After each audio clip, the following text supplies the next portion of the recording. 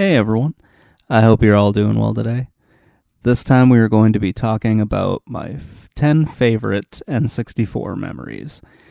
These are all games that I remember playing with my friends, and I don't think all of them are great, but I did have fun playing them.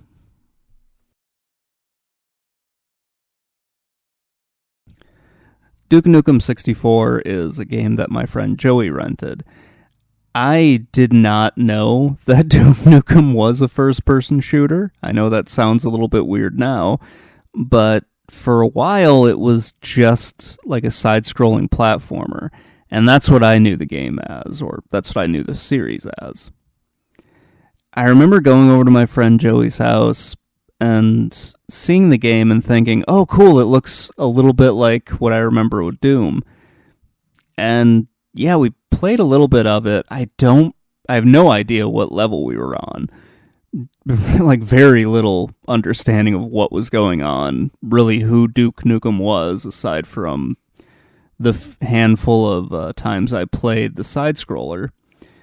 But I remember really enjoying it and trying to figure out the different levels and everything. So, yeah, it was fun to play it. I just wish I knew more about the game. So now we're back to the games that I played with my friend Drew. Drew went all in on the N64, and I went in on the PlayStation, so I didn't really play a whole lot of N64 games.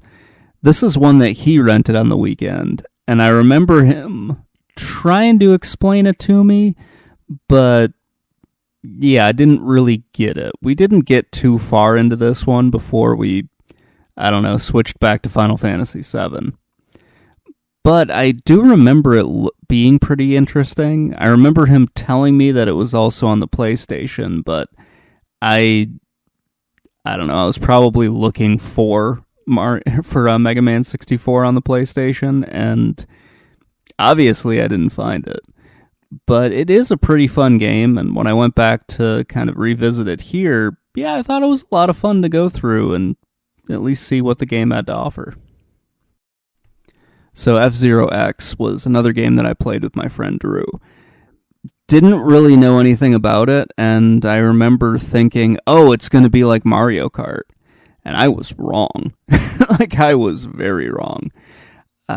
He did tell me that it was a sequel to the Super Nintendo F-Zero, which didn't help me at all because I didn't play the Super Nintendo one.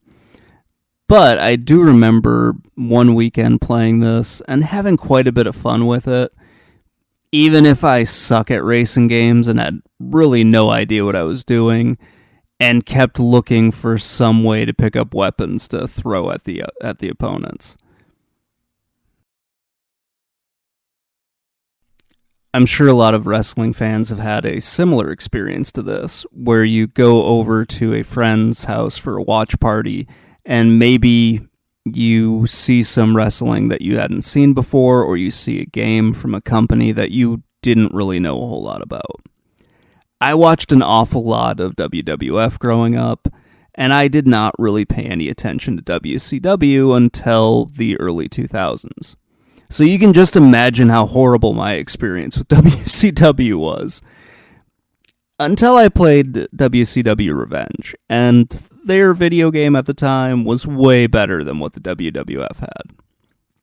I don't think I had played SmackDown, or SmackDown wasn't out yet, and I saw this, and it looked a lot better than the other wrestling games I had played. And I remember playing it at that watch party for some pay-per-view that I don't remember. But I didn't know who any of the wrestlers were. I just know that, hey, this is a lot of fun, and I'm really enjoying it, even if some of the people at this party were kind of dickheads. Now we get into some of the games that I played with my friends whenever we would get together on Friday or Saturday nights.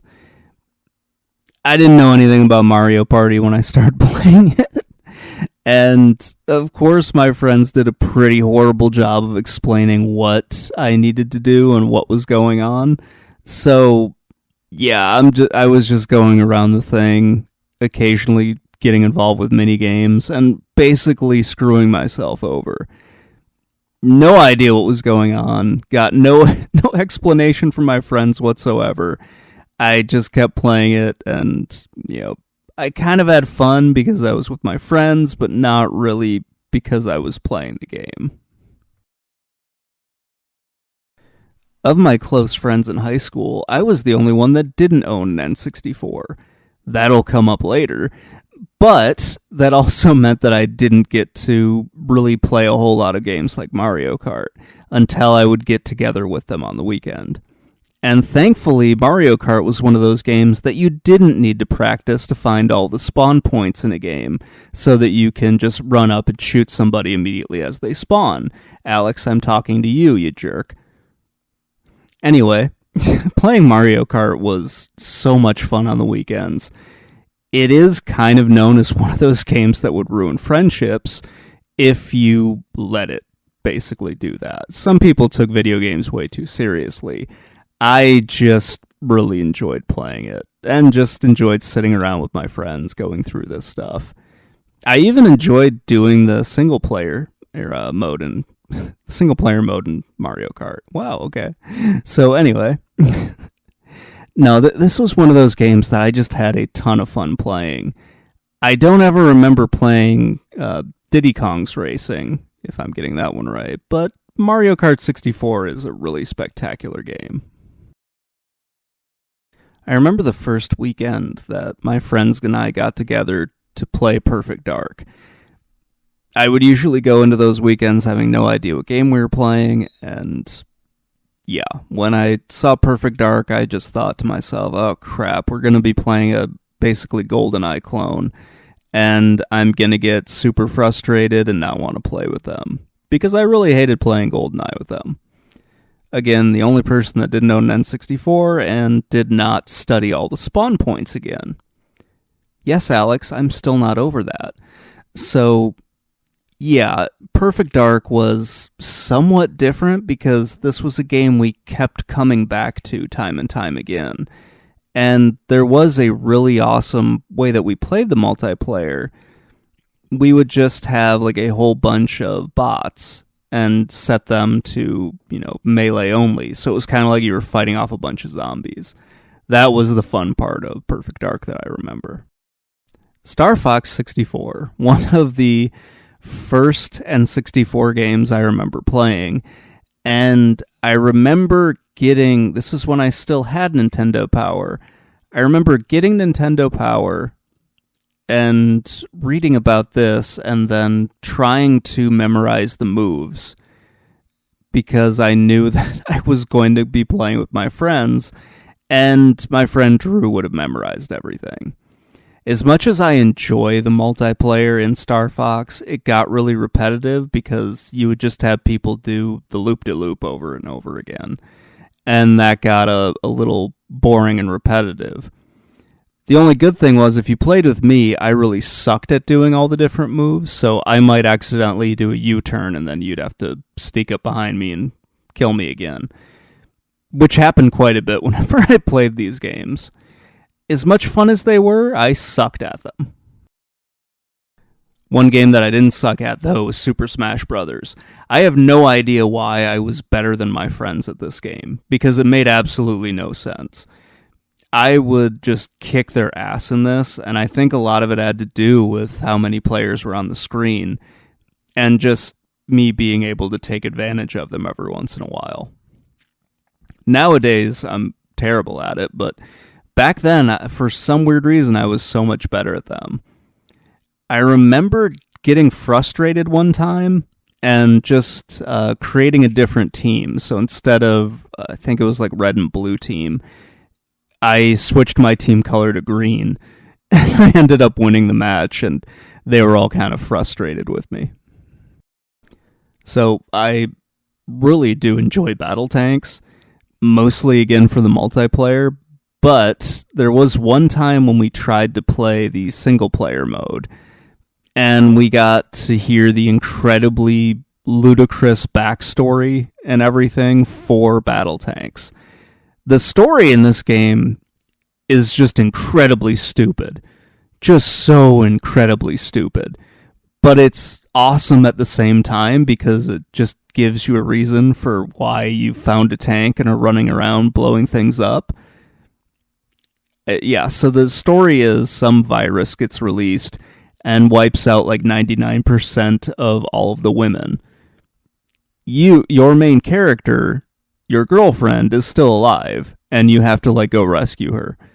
And so you're driving across what used to be the United States, and you're trying to rescue your girlfriend.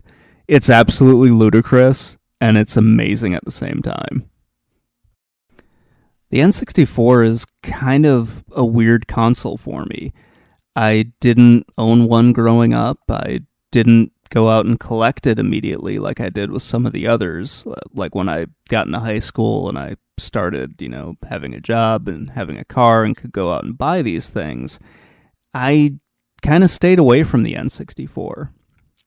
I just didn't know a whole lot about it early on, and the only games that I played were all multiplayer games. Then when I started collecting in like the late 2000s, early 2010s, I picked up a few games for it and kind of thought they were okay, but didn't necessarily look as good as some of the other games or some of the PlayStation or PlayStation 2 games that I remember. It's not a bad console, but its library is kind of a roller coaster with some pretty high highs and some pretty abysmal lows as well. It's an interesting console, but not one that I have a whole lot of nostalgia for. Anyway, that's going to wrap things up. Let me know what you think in the comments below, and I will talk to you all later. Bye.